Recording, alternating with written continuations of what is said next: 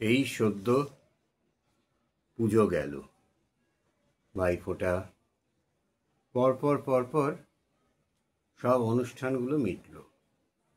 আর এই পুজো, ভাইফোঁটা ইত্যাদি অনুষ্ঠান মানেই তো মিষ্টি মুখ করা। তো বাংলার মিষ্টি নিয়ে, পুরনো কলকাতার মিষ্টি নিয়ে অপূর্ব একটি কবিতার কিছুটা অংশ পড়ে শোনাই। কবিতাটি ঈশ্বর গুপ্তের লেখা। ঈশ্বরচন্দ্র গুপ্ত গানের আকারে লিখেছিলেন আর বলেছিলেন বক্তৃতার ছলে সঙ্গীত, তাল একতাল। এটা আমি পড়ছি। হায় হায় মজিল নয়ন, কি করি এখন, বলো কি করি এখন।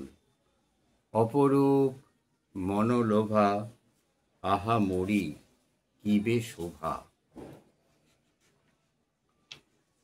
জনমে করিনি কভু হেন দর্শন, হায় হায় মজিল নয়ন। হায় এই নদী তটে দোকান জাঁকালো বটে, একেবারে খুলে গেল, ভুলে গেল মন। বিম্বধর পান্তুয়া, বাসিত চন্দন চুয়া, ভাসিছে হাসির রসে কি বে সুগঠন। পাক রেখে কড়া কড়া, ভাজিতেছে ছানা বড়া, পরে রস টক টক মুখের বচন। চিবুক তাজা যেন বদ্ধ মেনে খাজা, অথবা কি করো রাজ্য সুচারু বদন। মরি মরি কিবে নাশা, নিখুতি সন্দেশ খাসা, মনোহরা মনোহর লোভিছে শ্রবণ। পয়োধর তিলে গজা, সাজানো রয়েছে মজা, আয় আয় বলে মন করে আকর্ষণ। দেহেতে লাবণ্য নীরব, যেন পাতা সাজো ক্ষীর, ঢল ঢল সরুতায় সুখের যৌবন। এই ক্ষীর এই স্বর সুমধুর বহুতর, হায় আমি কতক্ষণে করিব ভোজন। দিবে নিশি জলে খেলো খোলা, সদাই রয়েছে এক মনে গড়িতেছে কত শত মন। নাহি দেখি দান তোলা, মনে মনে মন তোলা সে মন কত। কে জানে কেমন, যাই দেখি মন এঁচে, যদি দেয় কিছু যেচে। প্রতিগ্রাহী হয়ে রব, করিব শ্রবণ, না গেলে তো নয় নয়, যেতে এই করি ভয়, বোধহয় জিলিপি জিলিপি যেন মন। অপূর্ব কবিতা। ছানা আমাদের দেশে বাংলায় আবিষ্কার হয়েছিল। ছানা যে জাল দেওয়া দুধ কেটে ছানা সৃষ্টি বোধহয় প্রথম আমাদের দেশেই হয়েছিল। আর সেটা যে কবে হয়েছিল সেটা ঠিক সেরকমভাবে সাল তারিখ জানা যায় না। আচ্ছা, অন্য প্রবাসী পূর্বপুরুষেরা, বাঙালি প্রবাসী পূর্বপুরুষরা এই বস্তুটা জানতেন না। সংস্কৃত ভাষায় ছানাবাচক কোনো বিশিষ্ট শব্দও আমরা পাই না। বাংলাদেশের বাইরে গরম দুধ কেটে ছানা তৈরি করা অনুচিত বা পাপ কাজ বলে মনে করা হতো, জানেন তো। ব্রাহ্মণেরা তো বটেই, এবং বিধবাদেরও ছানার মিষ্টি খেতে দেওয়া হতো না, ঠাকুরকে নিবেদনও করতে দেওয়া হতো না। কেননা ছানা দুধ কাটানো হয়েছে, দুধ বিকৃত করে হয়েছে, দুধে টক ফেলে দুধ ছেনে বার করা হয়েছে, তাই ছানা। আচ্ছা, পাপ কাজ বলে গণ্য করা হয়েছে। আমাদের তো সবই ওই পাপ আর পাপ আর পাপ আর ধর্ম। আচ্ছা, বাঙালি কবে ছানা কেটেছিল তা বলা যাচ্ছে না, তবে বাংলা সাহিত্যে ছানার উল্লেখ পাওয়া যায় পঞ্চদশ শতাব্দী থেকে। তখন ছানা, ননি, ক্ষীরের মতোই সুখাদ্য ছিল। আগে ননি, ক্ষীর এ সমস্ত দেওয়া হতো, কিন্তু ছানা দেওয়া হতো না। ছানার সঙ্গে গুড় বা চিনি মিলিয়ে মেখে অল্প অল্প জাল দিয়ে যে নরম কাঁচাগোল্লা সুখাদ্য তৈরি করা হয় সেটাকে কাঁচাগোল্লা বলা হয়। আচ্ছা, আর সাধারণত কুটুম বাড়িতে ছেলে মেয়ে হবার সময় মেয়েদের সাধারণত বাপের বাড়ি পাঠিয়ে দেওয়া হতো, বা অন্য কোনো শুভ কাজ, বিবাহ ইত্যাদি ব্যাপারে মেয়েরা যখন মানে শ্বশুর বাড়ি থেকে যখন বাপের বাড়িতে যেত, বা বাপের বাড়ি থেকে শ্বশুর বাড়িতে যেত, সাধারণত মেয়ের বাপের বাড়ি যখন যেত তখন মেয়ের শ্বশুর বাড়ি যখন যেত তখন ওই খালি হাতে কোনো খবর নিয়ে যাওয়া যেত না, হাঁড়ি ভর্তি মিষ্টান্ন নিয়ে যাওয়া হতো। তখনকার দিনে এই মিষ্টান্ন বলতে বাতাসা।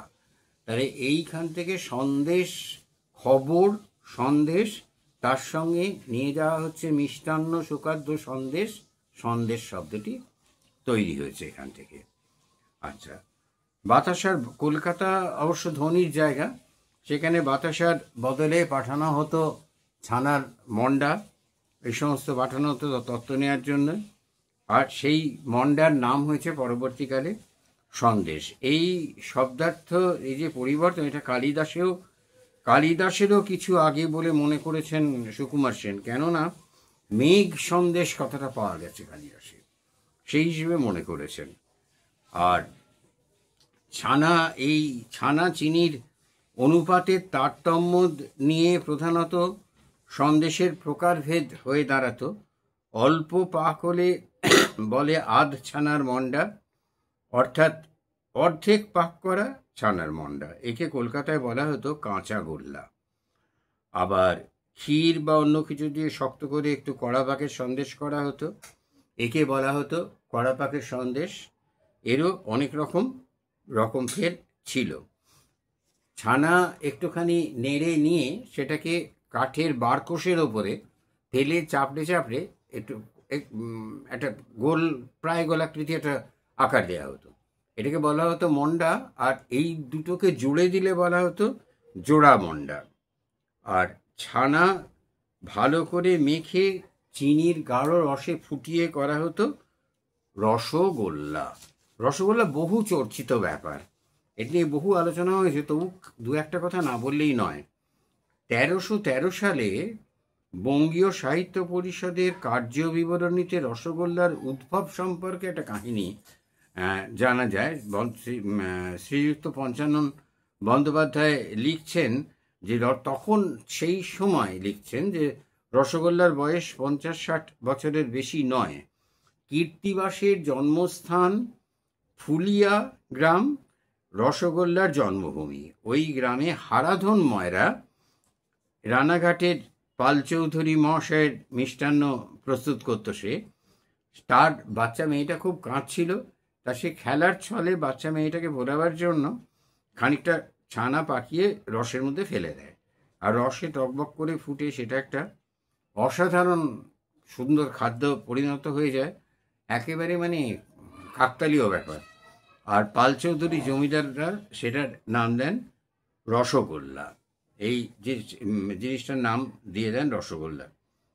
এরপরে আবার বাঙালির ছানার মিষ্টি নন্দলাল ভট্টাচার্য তিনি লিখেছেন, কলকাতার বেনেটোলার সীতারাম ঘোষ স্ট্রিটের দিনু ময়রার পূর্বপুরুষ ব্রজ ময়রা হাইকোর্টের কাছাকাছি তার দোকানে 1866 খ্রিস্টাব্দ নাগাদ প্রথম রসগোল্লা আবিষ্কার করেন। আবার সনত কুমার মিত্রের সম্পাদিত বইতে আমরা পাচ্ছি নবীন ময়রার কথা। 1868 খ্রিস্টাব্দে বাগবাজারের নবীন ময়রা বিখ্যাত স্পঞ্জ রসগোল্লা আবিষ্কার করেছিলেন। এখন সেই দোকানটা নেই। আর তার উত্তরপুরুষ কেসি দাস পরবর্তীকালে এই স্পঞ্জ রসগোল্লাকে একে বায়ুশূন্য টিনে ভরে বিদেশে রপ্তানি করে এবং সারা পৃথিবীতে এই রসগোল্লার নাম ছড়িয়ে পড়ে। সারা ভারতে তো বটেই, ইউরোপ আমেরিকাতেও এর নাম ছড়িয়ে পড়ে। আবিষ্কারক যিনি হন, তবে মোটামুটিভাবে কিন্তু নবীন ময়রাকেই রসগোল্লার আবিষ্কারক বলে ধরে নেওয়া হয়। আর আবিষ্কারক যিনি হন, রসগোল্লা যে বাঙালির একটা অত্যন্ত গর্বের বিষয়বস্তু, সে নিয়ে কোনো সন্দেহ নেই। আজকে এই অবধি থাক। আগামী দিন আমরা মিষ্টান্নের দ্বিতীয় পর্ব আলোচনা করব। নমস্কার।